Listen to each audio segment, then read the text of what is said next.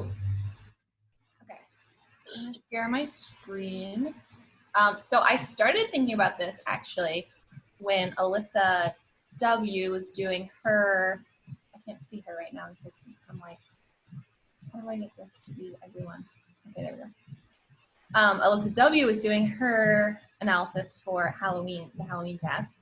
And I'm gonna pull up the photos. So the first graph, so this was the graph in JASC. So basically, she's looking at, this is sensitivity. So sensitivity memory is hits minus false alarms, right? So it's like a measure of memory sensitivity for the Halloween task. So for those of you who don't know the Halloween task, we showed them images of toys or candy against different backgrounds. So we have a night background, which is like scary houses and haunted houses and stuff. Then we have a day background, which is like just normal houses. So that kind of creates like two like emotional conditions, kind of like a scary and like a normal. And then later on, they have to say whether they recognize the object. I think this was only recognition, right? It wasn't like where, because they also have to say where on the screen they saw it. So it's looking at like recognition and association memory, but I think this was just recognition. So whether they remember the item in the context. So some items were only paired with day, some only with night. They were counterbalanced across participants.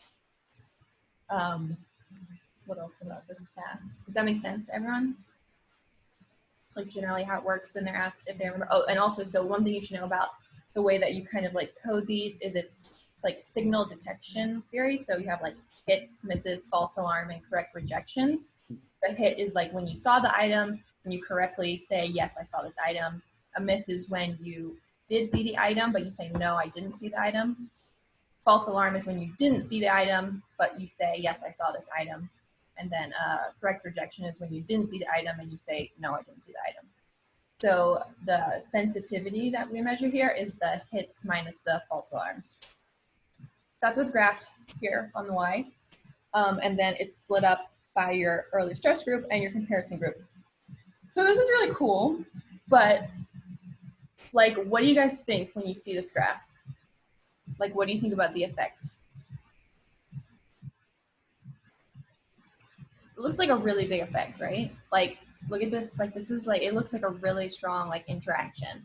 Like look, the day condition, like these two, they're both like about the same. And then the night condition, like wow, like the comparison is way lower than the ELS group, right? So you're like, wow, that's crazy. Like, seems like the ELS kids are like much better for this scary condition. So like maybe they have some kind of difference where they're like more able to remember things in this like threatening context, which might be true, but we don't really know based on the data that we have because we only have, you know, a small number of participants. But this illustrated like a super important fundamental part of like making graphs is that this y-axis starts at 0.65.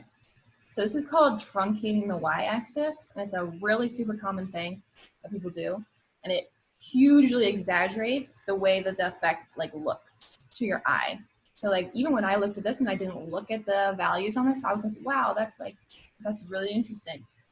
So then I replotted it in R. So this is showing basically the same thing. This is showing the means. Another important thing too is that this isn't showing anything about the spread of the data. So you don't see any error bars, any variation or anything. This is showing each participant is a dot. So you can see like the full spread of all the participants as well as their means. And ideally you would also add confidence intervals here. So you're seeing the same thing. You're seeing that in the night condition, the ELS group is higher than the comparison group. But the effect is much smaller than it looks like when you look at it here. And it's also not significant, probably because we just really don't have enough data to make any kind of strong conclusions about anything yet from this data. But it's also super helpful, I think, to show the full spread of data, because you see this one point here. This is also really strange because this person actually got more they have a negative value here. So they actually got more false alarms than hits, which is really weird. And I went back and checked this person's data to make sure that was actually true, and it was. So you don't want to throw that out, because that doesn't really make any sense to like throw out data if it's like legitimately collected and seems to be normal. But it's very strange that they would get more things, false alarms, than hits. That's like basically like the opposite of what you would think. And I think that means they weren't paying attention. it could be. And so one thing we should do is like go back to all of the notes that we took from the sessions for all these participants and exclude people who were not paying attention at all, which is probably a pretty important thing to do based on the sessions that we have seen and how some kids just really weren't paying attention at all. So that's probably like a really good thing to do. Yeah, so that's why it's super important that we keep like really detailed notes on the session so that we can exclude people, but exclude people for like real reasons, because they were actually not paying attention or doing something wrong, versus just like, oh, we don't like the way this data point turned out, so we're going to exclude it from our analysis. But it's also probably the case that this person is pulling down this average by quite a lot. So the difference we see could be due just to this one person potentially. I don't think it completely is, just because it also looks like these 2 points are pulling down this average a little bit. So this might actually be a little bit higher, and this might actually be a little bit higher as well. Obviously, we don't really know, but yeah, so I just thought it was interesting because I feel like so many places use graphs that are like just really deceptive, like not maybe on purpose, but just like that's like what they are like taught to do, or that's what the software generates. So they just think that that's like totally fine to use. Yeah, but it's definitely important when you're talking about like magnitude of a difference to start your axis like actually at 0. Sometimes it doesn't matter if you're showing like certain relationships, but most of the time it does. So then I thought it would be fun to look at graphs in the wild and examples of this, because there are so many. So I found a super fun article, Misleading Graphs in Real Life. Okay, so here's one. So this was published in, I don't know, maybe the Times, the New York Times. So it's showing the price sales of the Times versus the Daily Telegraph. And like, look how much huger this looks. It looks like the Times is doing like twice the sales as the Daily Telegraph, but really like look at the numbers, because the graph starts at 420 and ends at 490. So they're only like 10% higher in sales actually than this one. There's some more fun ones. This is a good example. So this is people on welfare, and it kind of looks that it's like, oh my gosh, like look at this huge like spiral out of control like over the past like 3 years. But this graph only starts at 94 million and ends at 108 million. So if you actually started this graph at 0, the increase from this year to this year would look like really small. This is a cool example. This like isn't quite the same problem, but it's another problem. When you look at this at first, you think like, oh my God, like 5.2% of kids are like suffering from a spinal injury. Like that's crazy. But this is actually 5.2% of children who are hospitalized for traumatic orthopedic injuries, which is like super, super tiny. So only about 0.003% of children are hospitalized for traumatic orthopedic injuries in a year. This is a good one as well. Same kind of truncated y-axis issue. It's saying like, what's going to happen to the tax rate if the Bush tax cuts expire? And you're like, oh my God, they're going so up. Like, look how crazy this is. But this is actually 35 and this is 39. So it doesn't really change too much. Oh, this one's funny because in some ways I don't even think this graph really does what it's misleading. It's a misleading graph, but I also don't even think it does what they wanted it to do, because to me, this looks really flat. But again, by starting at 8, they're saying how it went down at first, but then it's like back up. Which doesn't really even look like that to me, so I'm not sure this even accomplished that purpose. But I think the funniest part is this 8.6 here. That's the same level as the 9. Like this should be lower. If it was really, really plotted, it would look like that. So, so that's just like a blatant error of like really what the point. Which is interesting. Okay, and this is another y-axis truncation problem. This is looking at the people who agreed with the court's decision to like remove this man from life support after like a really long court battle. And it looks like Democrats are way more likely to agree, but actually this starts at 50. So the difference is only 54 to 62% between Republicans and Democrats, which is pretty similar. And it's above like average from both of them. So like more than half of the people, both Republicans and Democrats, actually agreed with the court to like agree with this decision. Yeah, and then they just kind of like go over some other things. I don't think these are quite as funny, but this one's like global warming, and they just plotted from January to July, which like January to July, like that's the winter to the summer. So like the temperature is obviously gonna go up. So I'm not really sure what this graph doesn't really talk about anything to do with global warming or anything, because it just plots the temperature from January to July. So no idea what that's trying to do. This one, I didn't even take the time to try to figure out what this is, because this is just a good example of how this graph is just really complicated. Like, do they need, most of the time you think like, oh, I'm gonna make this really fancy graph and it's gonna be really cool. But most of the time, like I just like, it's not even easy to figure out what's going on in this graph. So most of the time, simple is just better, in my opinion. This one's talking about how like, there's absolutely no axis or anything to compare this on. So you have no idea. This one's talking about how they were talking about predictions, but they predicted ahead of the time that it was actually like the current time. Which is pretty funny. And then there was like one more funny one that I want to show you. Oh, this is a good point too. A lot of pie charts will plot more than 100% in the pie chart, which doesn't make any sense.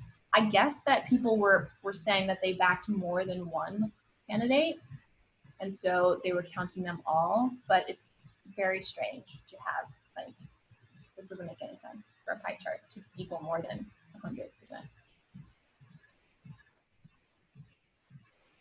Oh, this is interesting too, because they put unemployment rate here on this y-axis, and this is the unemployment rate, and then they put uninsured Americans here on this axis. But like, you can't really combine axes. Like, you can't just kind of put two y-axis on the same graph with like two totally separate things. It doesn't really make any sense. Yeah, so I don't even know what they're doing with that. And then this one was really funny as well, from like a measurement and a graph perspective, again with the truncating of the axis. So this is people with a full-time job at 101.7 million, and then people on welfare with 108.6. But I thought it was really interesting. They kind of talk about the way this was measured, and basically anyone in your house, if anyone in your household had been currently or ever been on any kind of welfare, that was counted. You were counted as a person in this side, and then on this side, you were only counted if it was you. And so like if someone in your household was a full-time worker, like you weren't in this category. So that's like a measurement kind of issue. But yeah, there's like lots of examples of these. And I think it's just really important to pay attention to it, because you can really really mislead people with like look at like how, and the numbers are so small, look how huge that change looks. Yeah, so that's kind of all I have for y'all today. Any questions or any thoughts on graphs? Thank you. That was really helpful. I didn't even think about that before. Yeah, graphs can be really problematic, and I think showing the full spread of the data is like one way to get around that, and it's just really important because averages can be really misleading. Like averages, if you average a bunch of people together and you have a ton of outliers or something, it can be kind of like not really informative at all. Yeah.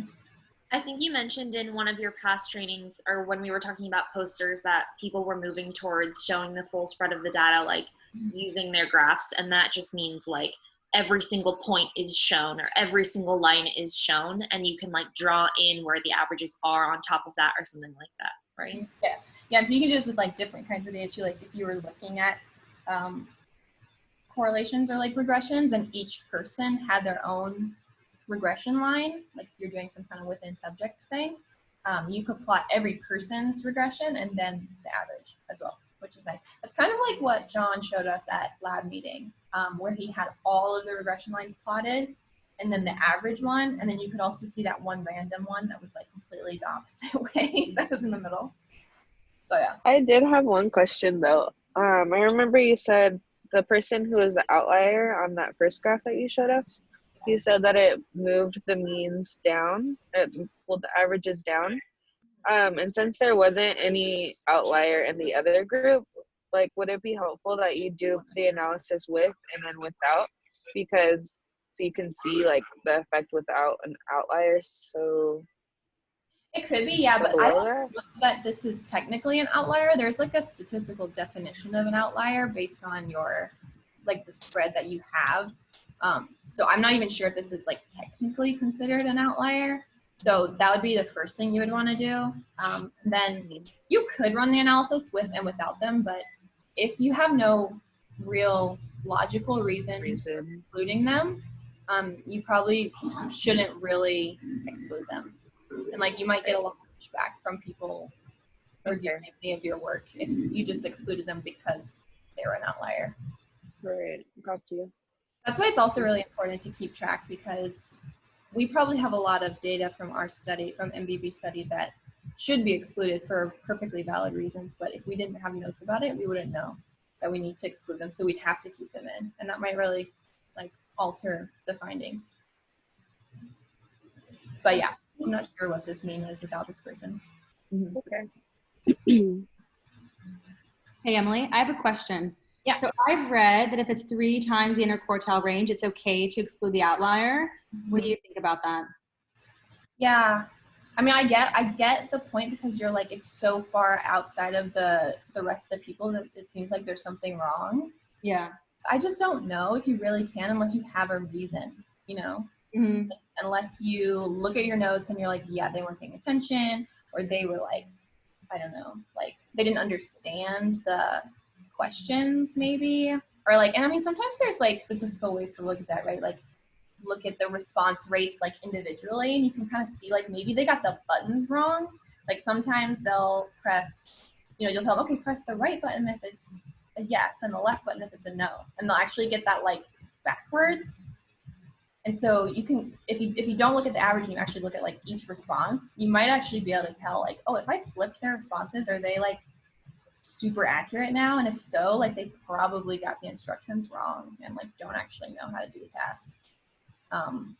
But I also feel like if it's just one outlier, it's not really going to affect your analysis too much, hopefully.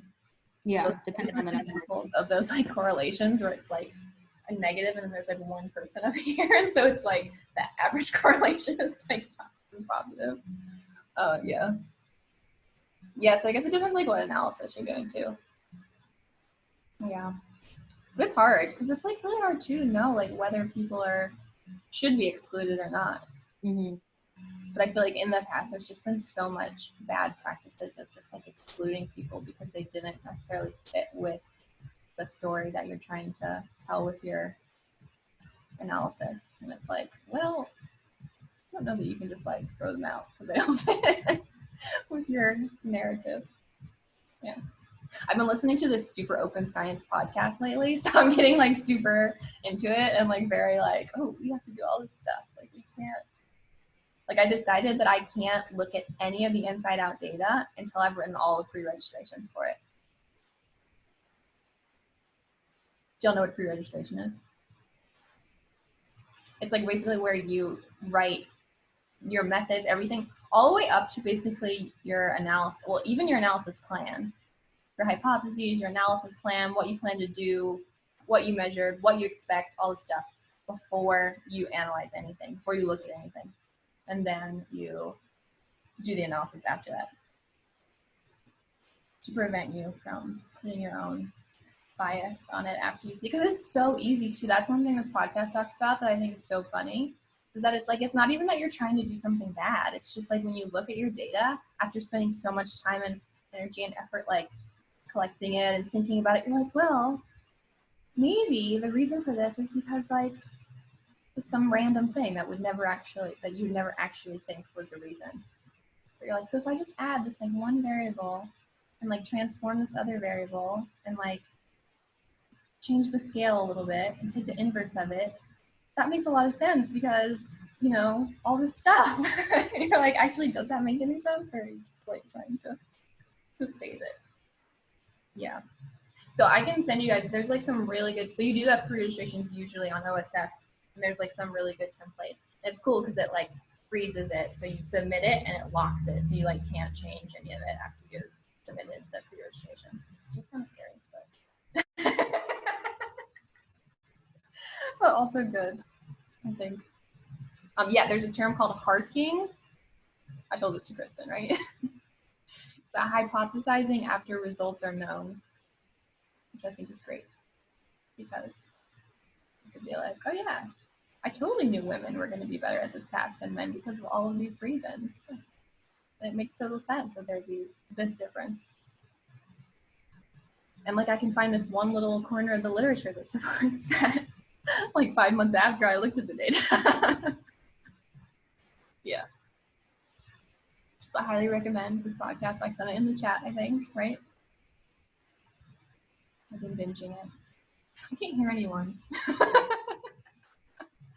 I think it's because this is just a recorded like lesson still. It's just having your own podcast. Zoom is like so awkward because I can't hear anything anyone's saying, and I'm just like talking, sitting in front of myself. Can I stop recording you now?